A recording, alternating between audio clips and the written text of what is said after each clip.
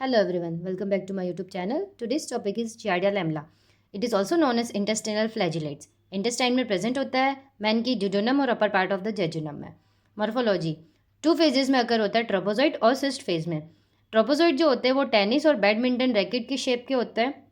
2 surface present होती है, dorsal और वेंट्रल सरफेस. डॉर्सल जो होता है वो कॉन्वेक्स होता है, वेंट्रल जो होती है वो कॉनकेव होती है. साइज इसकी 14 म्यूएम लॉन्ग होता है और 7 म्यूएम ब्रॉड चौड़ाई होती है. ठीक है. सक्लिंग डिस्क इसमें प्रेजेंट होता है और 2 न्यूक्लियस प्रेजेंट होते हैं और 4 प्लेयर ऑफ फ्लैजिला इसमें प्रेजेंट होता है. फिर आता है सिस्ट. सिस्ट ओवल शेप का, स्पेरिकल शेप का होता है. साइज जो होती है 12 म्यूएम लॉन्ग होती है और 7 म्यूएम ब्रॉड होता है. इसमें फ्लैजिला सक्लिंग डिस्क जो होता है वो साइटोप्लाज्म के अंदर प्रेजेंट होता है और 4 पेयर ऑफ न्यूक्लियस प्रेजेंट होता है. मैं आपको डायग्राम दिखा देती हूँ. ट्रोपोजॉइट है वो बैडमिंटन रैकेट शेप जैसा है जिसमें 2 पेयर ऑफ न्यूक्लियस और 4 पेयर ऑफ फ्लैजिला प्रेजेंट है.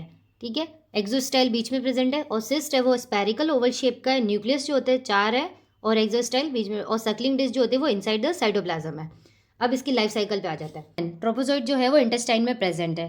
ठीक है. मल्टीप्लाई हो गए वो बाइनरी फिजन के थ्रू. मल्टीप्लाई होने के बाद क्या हो जाएगा, वहाँ पर ड्यूरिंग अनफेवरेबल कंडीशन में एनसिस्टेसमेंट अकर होगा लार्ज इंटेस्टाइन में. मतलब ट्रोपोजॉइट जो है वो अलग अलग है, अब उसका सिस्ट बनाना है. अगर अब सिस्ट बन गया, सिस्ट बनने के बाद उस सिस्ट से मैन को इन्फेक्शन अकर होगा. इन्फेक्शन हो गया, हर एक सिस्ट होगा वो 2-2 ट्रोपोजॉइट को रिलीज करेगा. ठीक है. अब वो ट्रोपोजॉइट जो है मल्टीप्लाई होंगे और कॉलोनाइज हो जाएंगे ड्यूडोनम के अंदर. फिर ड्यू टू हाई एसिडिटी होगी ड्यूडोनम में, तो ट्रोपोजॉइट जो हो जाएंगे वो बिलियरी ट्रैक्ट के अंदर लोकलाइज हो जाएंगे. अब हम इसकी डिजीज देखते हैं. माल अब्जॉर्प्शन ऑफ फैट डाइजेस्ट नहीं होगा प्रॉपरली बॉडी के अंदर.